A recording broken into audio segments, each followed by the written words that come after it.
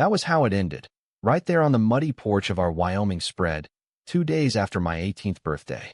I'd always known my family was the salt of the earth type, hard-working cattle ranchers who went to church every Sunday and voted red in every election. Dad, with his calloused hands and unyielding faith, had built this life from nothing after Mom passed when I was 10. My older brother, Jake, was the golden boy, already talking about taking over the ranch and marrying his high school sweetheart. Me? I was the quiet one, the dreamer who sketched landscapes in the margins of my notebooks and volunteered at the local animal shelter because I couldn't stand seeing anything suffer. But dreams have a way of cracking open secrets, and mine had just shattered everything. It started small, like most disasters do. A lingering glance at the new stable hand during summer roundup, the way my heart stuttered when he laughed.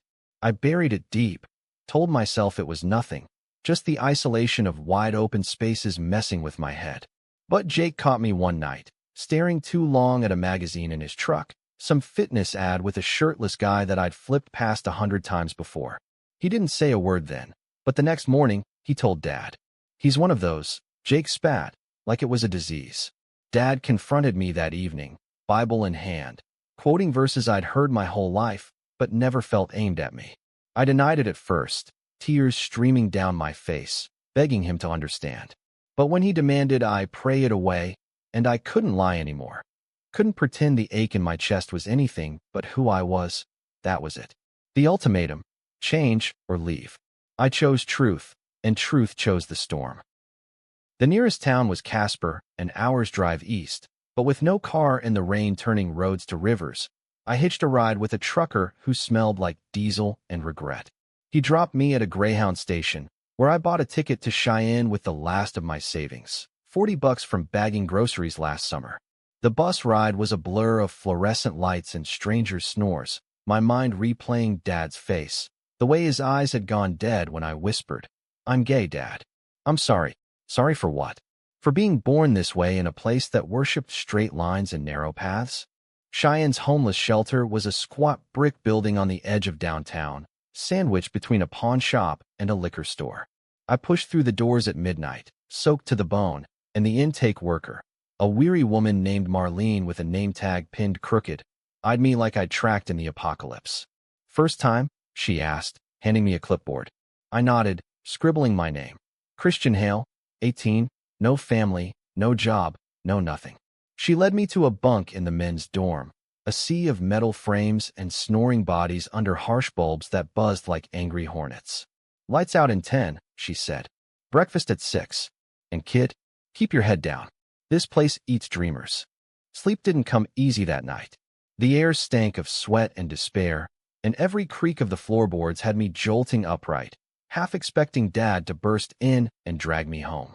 But home was gone, a ghost ranch fading in the rear view. By morning, the reality sank in. This was my life now. I spent the day wandering Cheyenne streets, the wind whipping through my thin jacket like it was punishing me for existing. Job hunting was a joke. No high school diploma yet, thanks to the family drama derailing my senior year, and every help-wanted sign seemed to fade when they saw my face. Too young, too lost. By evening, I slunk back to the shelter, where Marlene slipped me an extra sandwich and said, "There's a youth group meeting Thursdays. Might help." The youth group was a ragtag circle in the shelter's basement, folding chairs arranged around a coffee-stained table. About a dozen of us, runaways, foster kids, folks like me who'd been spit out by families who loved conditional. The facilitator, Tom, was a soft-spoken ex-Marine with tattoos peeking from his sleeves, who started each session with, "You're safe here. No judgments."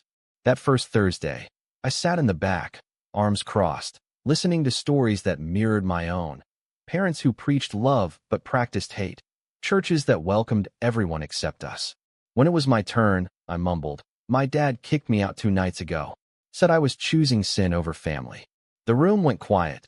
Then a guy across from me, tall, with a buzz cut and eyes like chipped flint, leaned forward. "Sin's what they call fear, man. Your dad's the one who's scared." His name was Aaron, and he was 22, a drifter who'd washed up in Cheyenne after bouncing between Montana ranches. He had that cowboy swagger, faded jeans, scuffed boots, a silver buckle shaped like a horseshoe glinting under the fluorescent lights. But there was something else, a shadow in his grin, like he'd seen more sunsets than he cared to count. He didn't talk much about himself, just nodded along to the others' tales, offering gruff wisdom like, "Pain's a teacher, but it don't have to be your boss." After the meeting, as we filed out, he clapped a hand on my shoulder. Firm, warm, the first real touch I'd had since the porch. "Hey, Christian, if you need a smoke or someone to shoot the shit with, I'm in bunk 14. I didn't take him up on it right away. Pride, maybe, or the raw ache of everything still too fresh. But the shelter's rhythm pulled me under.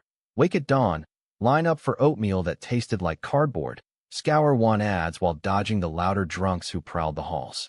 One afternoon, I found a gig washing dishes at a diner off I-80, minimum wage, but it beat zero. The owner, a no-nonsense Korean vet named Mr. Kim, grunted approval when I showed up on time, sleeves rolled up. "You work hard. You eat here free," he said. It was a lifeline, thin as it was. Aaron became part of that rhythm without me noticing.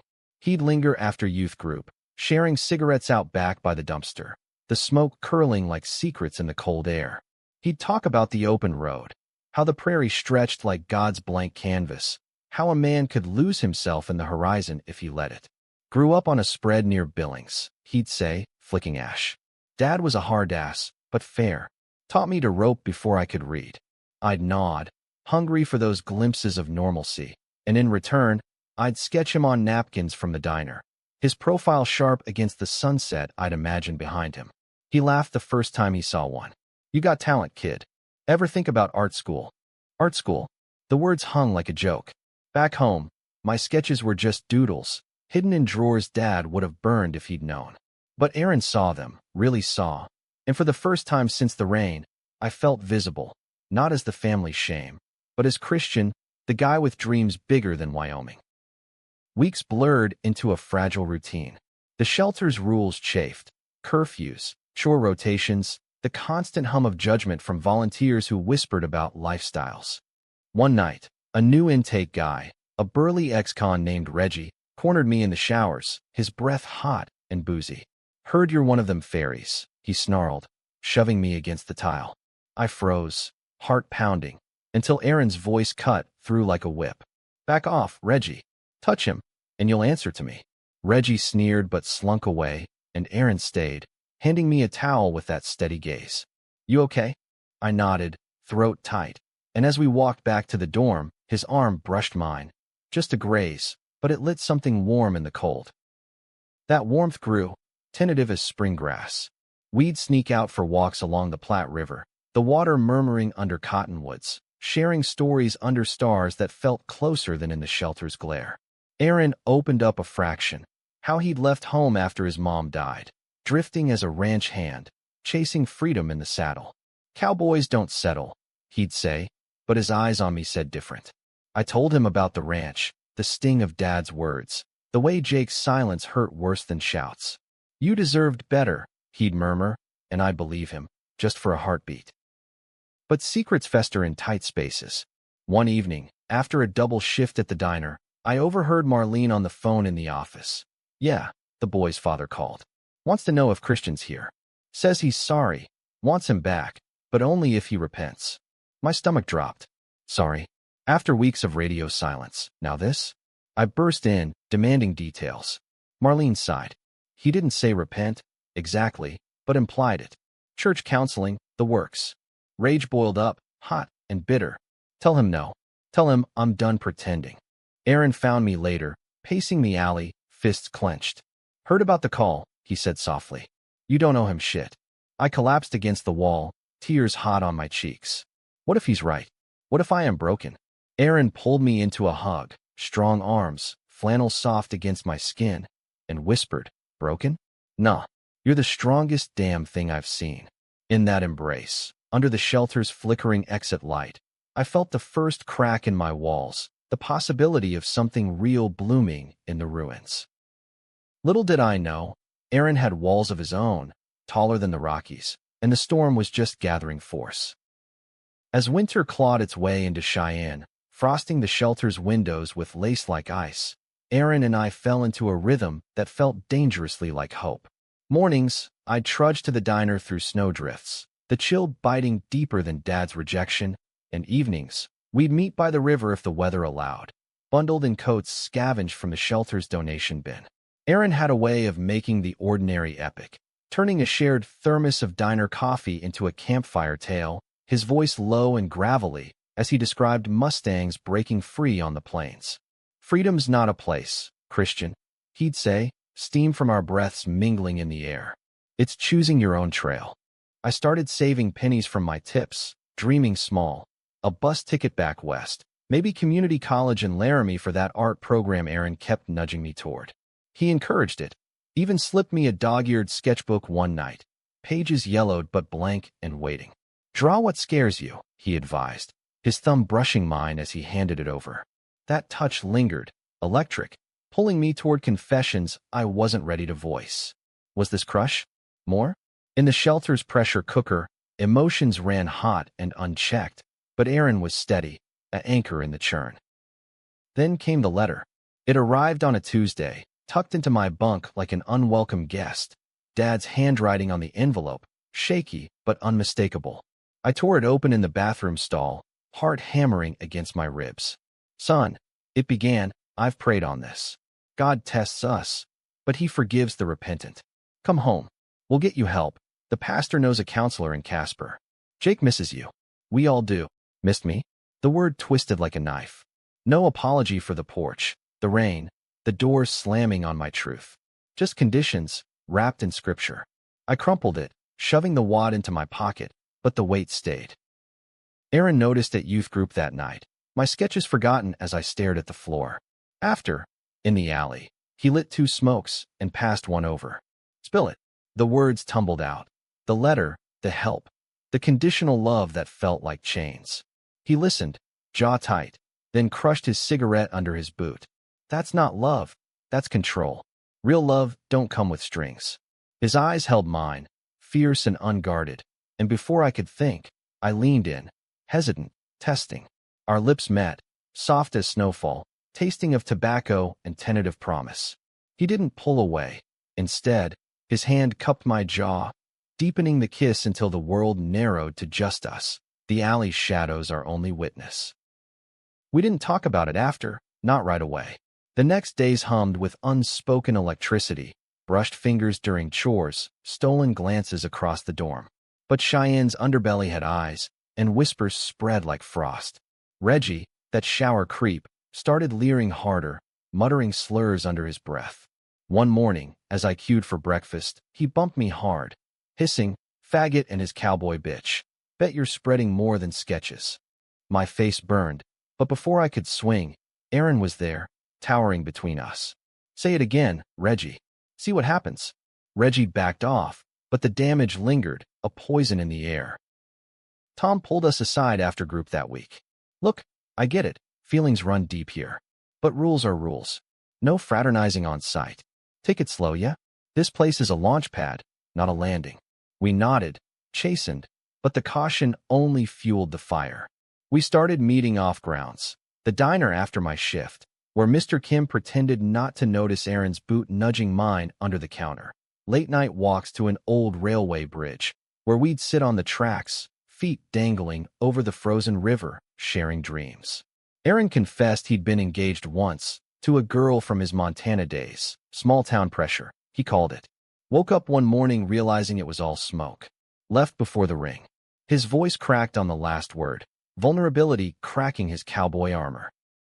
I shared my own ghosts, the loneliness of sketching in secret, the way Mom's old quilt still smelled like lavender in my dreams. "She would have gotten it," I said one night, stars pricking the black above us. She was the soft one.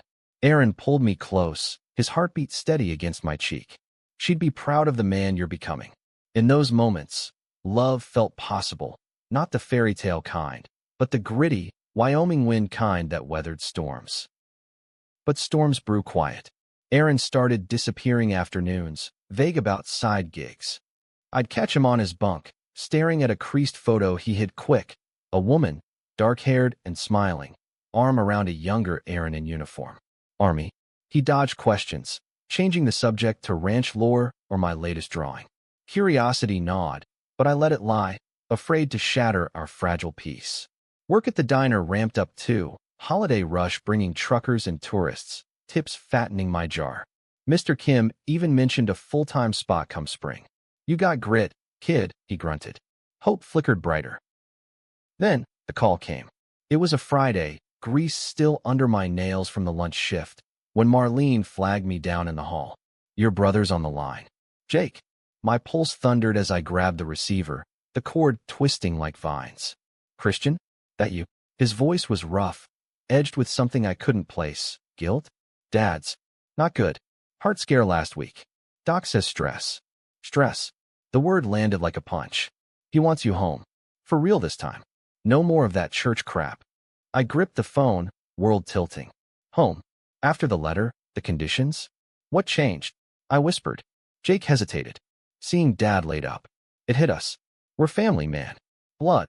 Blood. As if it erased the porch, the exile. Aaron found me later, slumped on my bunk, and I poured it out. The call, the pull of forgiveness warring with fury. Part of me wants to go, to fix it. But what if it's a trap? He sat beside me, hand on my knee. You go if it feels right. But don't go alone. His support anchored me, but doubt seated deep. The decision loomed like thunderheads. I wrote Dad back. No promises, just I'll think on it. Days stretched taut. Aaron's absences grew, his mood edgier, snapping at Reggie once over nothing. One night, post-kiss under the bridge, I pressed, What's eating you? He sighed, running a hand through his hair. Old debts. Nothing you need worry on. But worry I did, the photo burning in my mind. Fate forced my hand sooner than planned. A blizzard hit Cheyenne hard, blanketing the city in white fury, shutting down roads and stranding us deeper in the shelter's gloom. Power flickered, tempers frayed. Reggie started rumors, claiming Aaron and I were running some queer scam on donations. Tom mediated, but trust cracked.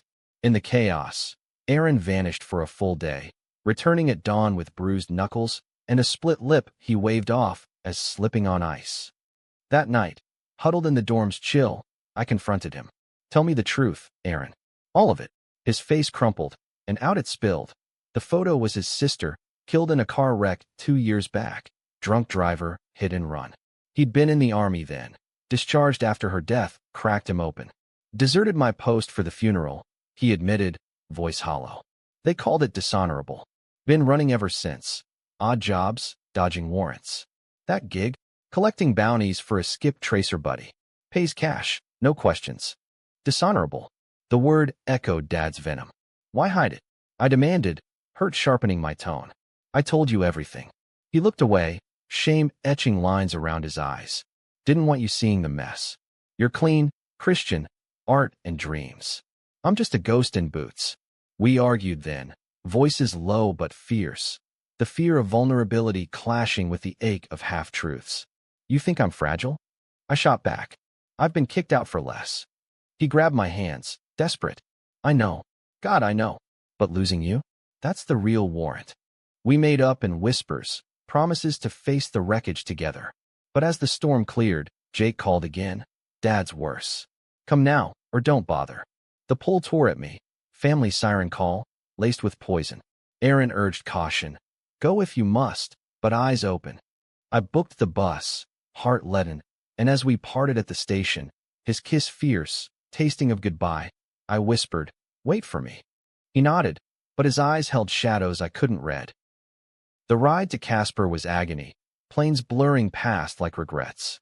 Dad waited at the ranch house, thinner, grayer, Jake hovering like a sentinel. No hugs, just a nod. Glad you came, son. Inside, the air was thick with unspoken. Mom's quilt on the couch, my old room untouched but alien. Over coffee, Dad faltered. I was wrong. Scared. But you're my boy. Tears welled, mine and his. And for a night, forgiveness flickered. Jake clapped my shoulder. We're good, Chris. But dawn brought the lie. Jake pulled me aside. Dad's on meds, but the pastor's coming. Counseling for your issue. It's this, or he relapses. Rage ignited, white hot. This? You lied. I stormed out, duffel in hand, the porch mocking me anew. Back in Cheyenne that evening, broken and furious, I found the shelter buzzing, Aaron gone. Bunk stripped, no note. Marlene's pitying look said it all. Heard he skipped town. Owed money to the wrong folks. Betrayed again, by blood, by the man who'd promised trails together. I sank to my bunk, the sketchbook mocking me, pages filled with his face. Love, it seemed, was just another wide-open space to get lost in. The days after Aaron's vanishing blurred into a gray haze, each one heavier than the last. I dragged myself to the diner, hands trembling as I scrubbed plates. Mr. Kim's gruff, "You look like hell, kid," the only anchor in the fog. Nights in the shelter were worse, staring at the empty bunk across from mine, replaying our last kiss, the warmth of his promise turning to ice in my gut. Had it all been a con? The sketches, the river talks, the way he'd held me like I was worth saving? Reggie smirked whenever our paths crossed, his "told ya cowboys ride off," landing like barbs. Even youth group felt hollow. Tom's "healing takes time" rang false when the wound was fresh and festering. I threw myself into work, picking up extra shifts until my fingers pruned permanent from the sink. Tips piled, enough for a cheap apartment downtown. A single room above a laundromat, with peeling wallpaper and a hot plate that sparked like bad omens. Moving out felt like shedding skin, the shelter's chains loosening but leaving scars. Marlene hugged me goodbye. "You got heart, Christian. Don't let him steal it." I nodded, duffel heavier with sketchbooks and doubts, and stepped into Cheyenne's spring thaw, mud sucking at my boots like it wanted to pull me under. The apartment was freedom's bare bones, a sagging mattress, secondhand lamp, and views of alley cats yowling at the moon. I framed one of Aaron's sketches on the wall, a profile against prairie sunset, eyes crinkled in that half grin, and told myself it was closure. But sleep betrayed me, dreams of his voice calling over wind-whipped plains, waking me sweat-damp and hollow. Dad called once, voice frail, "Come back, son. We can work this." I hung up without a word, the click echoing like finality. Jake texted sporadically, ranch updates, veiled pleas, but I deleted them unread. Family was a bruise I couldn't afford to press. Art became my exhale. I enrolled part-time at the community college, scraping by on financial aid and diner wages, majoring in graphic design. Classes were a revelation.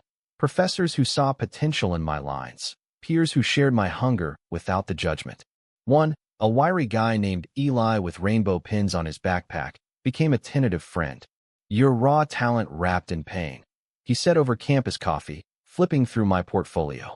"Channel it." I did, sketches evolving into pieces that bled emotion. Exiled figures on endless horizons, lovers silhouetted against storms. A local gallery scout noticed one at a student show, murmuring about a feature. For the first time, possibility tasted real, not rationed. But Aaron haunted the edges. I'd catch glimpses in crowds, a broad shoulder, a flash of silver buckle. Heart leaping before reason crashed it down. Whispers from shelter alumni trickled back. He'd been spotted in Billings, then Casper, chasing bounties like a ghost. Once, a mutual contact texted, "Saw your Cowboy. Looks rough. Asked about you." I deleted it, but the ache lingered, a low hum under my days. Summer baked Cheyenne gold, tourists flooding for frontier days, the diners buzz turning frantic. Mr. Kim promoted me to line cook. "You got the fire, kid." And with it came stability, rent paid, a used bike for zipping to class. Eli dragged me to pride events, rainbow flags snapping in the wind, and for stolen hours, I danced in the chaos, body loose, laughter real. But homecomings to the empty apartment soured it, the framed sketch a sentinel of what-ifs. The high trio hit like a rogue wave, unbidden and brutal. It was late August, dust devils swirling on the outskirts, when Jake appeared at the diner, unannounced, hat in hand, face weathered beyond his 24 years. "Chris," he started, voice thick as he slid into a booth. I froze mid-order, spatula hovering, the sizzle of burgers mocking the tension. Mr. Kim nodded me to the back, and we sat, the air between us crackling with unsaid. "Dad's gone," Jake blurted. "Heart attack. Last night." The words landed soft, then exploded gone. The man who'd built empires of hay bales and broken dreams, reduced to ash. Grief hit sideways, a sob clawing up my throat. Jake's eyes were red-rimmed. Funeral's tomorrow. Casper. He left you something. A will? After everything? I nodded numbly, clocking out early, the ride back to my apartment a blur of wind and tears. That night, alone with a bottle of cheap whiskey Eli had gifted, I unraveled. Dad's face flickered, laughing at round-up barbecues, stern at the dinner table, shattered on the porch. Why couldn't you love me as I am? I whispered to the empty room, the sketch of Aaron blurring through sobs. Sleep came fitful, dreams tangling family and lost love into nightmares. Casper dawned gray, the ranch house sagging under morning black. Relatives milled, uncles I'd outgrown, cousins with polite condolences that skirted the truth. Jake pulled me aside in the barn, hay scent thick as memory. He knew, Chris. About you. Last words were, tell Christian I'm sorry. For the door. Sorry. Too late. But it cracked something in me, grief mingling with a forgiveness I hadn't earned. The reading was brief. The ranch to Jake, a small trust to me. Enough for tuition, a start. He wanted you provided for, the lawyer said. I signed, numb, the pen heavy as regret. Driving back, Jake's truck, silent miles. I stared at the plains, vast and indifferent. You coming to the burial? He asked. I shook my head. Can't. Not yet. He nodded, no push. At the edge of town, he stopped. I was wrong too. Scared kid playing Big Brother. Forgive. I met his eyes, seeing the boy who'd taught me to ride. Maybe. Someday. Cheyenne welcomed me with heat haze and unanswered questions. Eli met me at the apartment, takeout in hand, listening as I spilled the wreckage. Bury the dead, live for you, he said, clinking bottles. But living felt distant until the gallery call. My piece selected for a queer artist showcase. Exile's Horizon. The cowboy silhouette a shadow of Aaron. Opening night loomed, a beacon in the murk. Fate, that Wyoming trickster, wasn't done. 2 nights before the show, a knock rattled my door, hesitant, foreign. I opened to Aaron, leaner, stubble shadowing his jaw, eyes hollowed by roads traveled alone. Christian, he breathed, like my name was prayer. Time fractured. I wanted to slam the door, pull him in, scream, hold. Why? I managed, voice breaking. He stepped inside, hat clutched like a shield. Couldn't stay away. After your dad. Heard through the grapevine. Needed to see you whole. Whole. I laughed bitter. You left. No word. Thought you were running debts again. His face fell. Worse. That bounty gig went south. Chased a skip who turned out connected. Bad folks. They came for me at the shelter. Threats. Figured you'd be safer without the shadow. Safer. The word ignited fury. You decided for me? After everything. We argued then, raw and real. His fear of dragging me down clashing with my terror of abandonment. I love you, damn it, he confessed, voice cracking. That's why I left. To keep you from my mess. Love. Said aloud. It hung electric, thawing the ice around my heart. I crossed the room, hands fisting his shirt. Don't decide alone anymore. We're in this, trails and all. The kiss that followed was storm and salve. Desperate, then tender, his arms wrapping me like homecoming. We talked till dawn. His warrant cleared by a plea deal, odd jobs and billings sustaining him, but none filling the void. Drew you every night, he admitted, pulling a worn journal from his pack. Pages filled with my face, fierce and alive. Tears pricked, mirrors of my own hauntings. But trust rebuilds slow, bricks of honesty.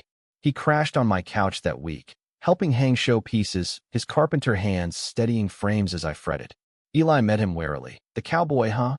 But warmed over beers, trading art talk for ranch yarns. Opening night arrived electric. Gallery humming with lights and murmurs, my work on walls like exposed veins. Exile's Horizon drew a crowd, whispers of powerful and raw. Aaron stood beside me, hand brushing mine in the press, his pride a quiet fire. A critic approached, notebook poised. What's the story here? I glanced at Aaron, his nod subtle. It's about being kicked out, locked in survival, until someone shows you the horizon's not empty. Applause rippled later, a check for the sale burning in my pocket. Outside, under street lamps, Aaron pulled me close. Proud of you, artist. The kiss tasted of futures, not farewells. Yet shadows lingered. Jake called midweek. Ranch needs hands. Room for you. And your friend, if he's steady. An olive branch, tentative. Aaron and I waited over coffee. His debts cleared, my degree in sight. Together, he asked. I nodded. Trails side by side. We left for Casper that weekend, truck loaded with sketches and second chances. The ranch felt different, hay-scented, welcoming under Jake's gruff, about time. Dad's grave was a simple stone on the hill, wildflowers nodding in breeze. I knelt, whispering, I forgive you. For both our sakes. Wind carried it away lighter. Life wove on. Aaron breaking horses, me commuting to classes, evenings sketching by firelight. Love deepened, not in grand gestures, but quiet ones. His boot nudging mine at dinner, my hand in his under stars. Eli visited once, grinning, Wyoming suits you queers. We laughed free. One sunset, porch sitting like echoes of pain turned peace, Aaron murmured, changed my life, you know. I leaned into him, horizon gold. Ditto, cowboy. In America's heartland, we'd carved our own spread, not of land, but legacy. Broken, but whole. Fall painted the ranch in russet and gold, leaves crunching under boots like whispered approvals from the land itself. Settling in wasn't seamless. Jake's wariness lingered, his glances at Aaron laced with small-town skepticism, the kind that asked without words if this cowboy phase was permanent. But Jake was trying, in his gruff Hale way.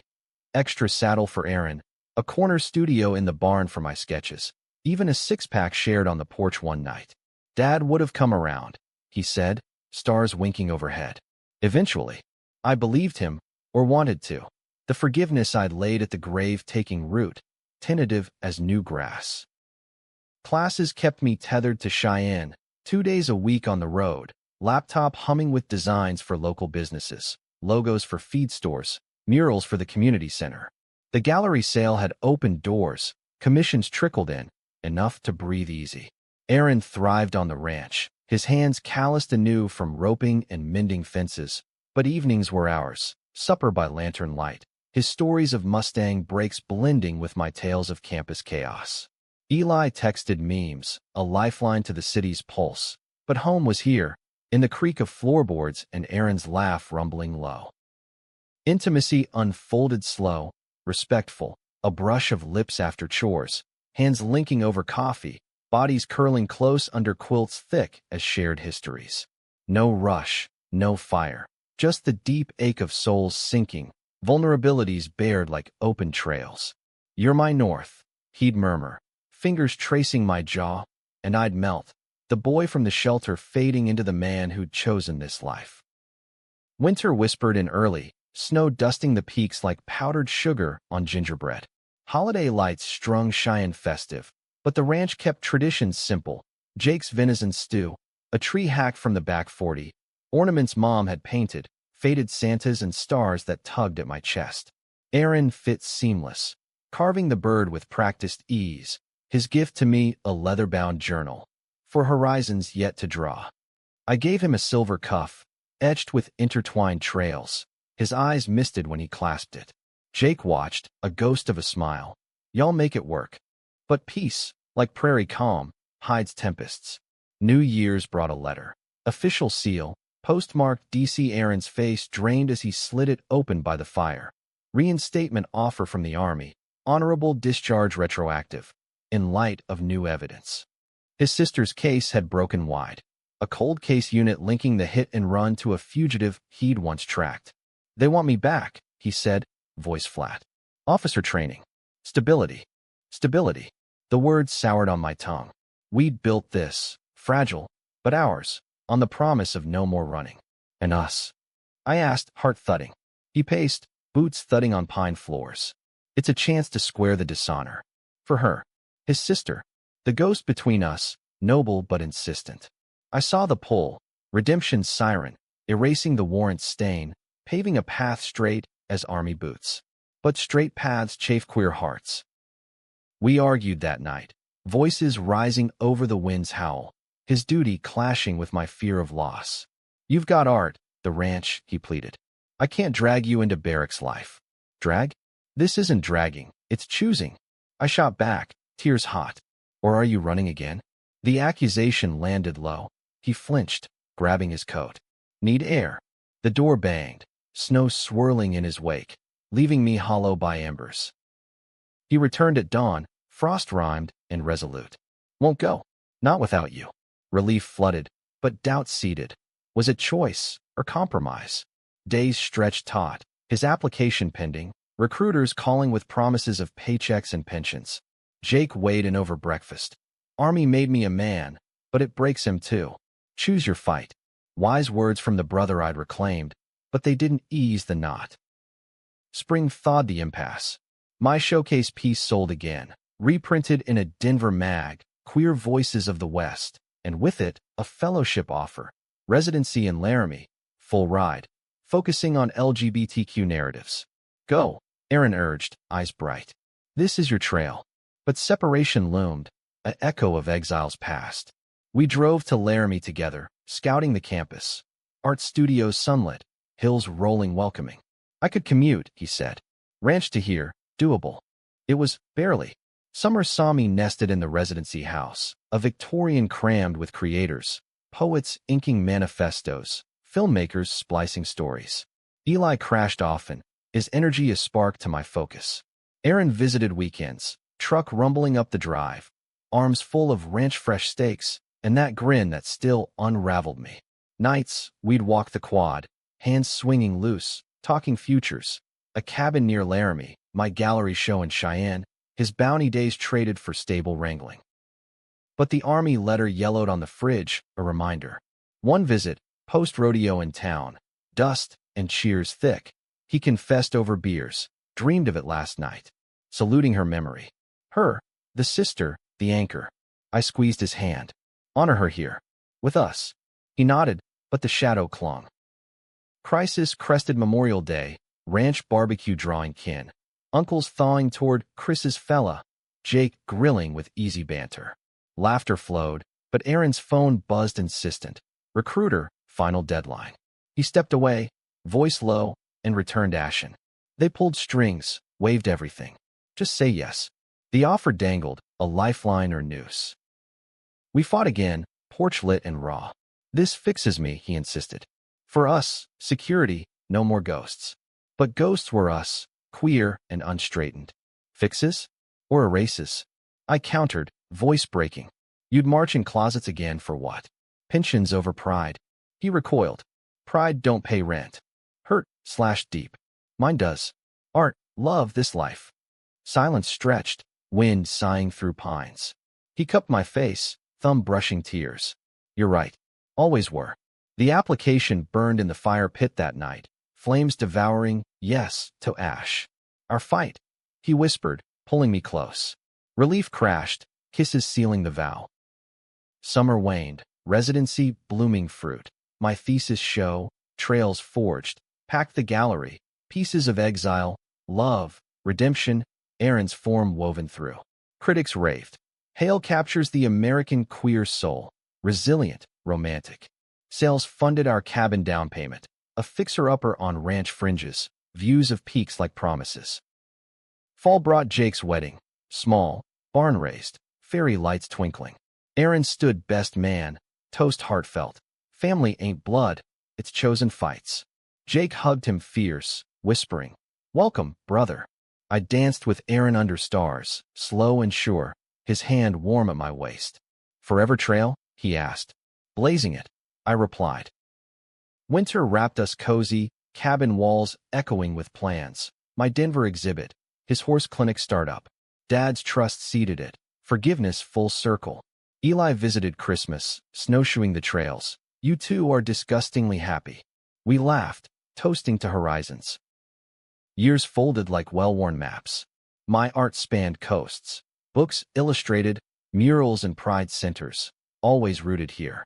Aaron's clinic thrived, Mustangs gentled under his hand, ours the steadiest. Jake's kids called us Uncle Chris and Aaron, tumbling through haylofts. Dad's grave grew wildflowers, tended joint. One anniversary, porch sunset, much like the prompt of our beginning. Aaron knelt, ring simple silver. Marry me? Wyoming style, vows under sky. Tears blurred. Yes. all our lives. We wed spring, small circle, Jake officiating, Eli DJing, Eli's playlist thumping queer anthems. Vows echoed. Through exiles and shelters, I choose you. Rings exchanged, kiss sealed under blooming dogwoods.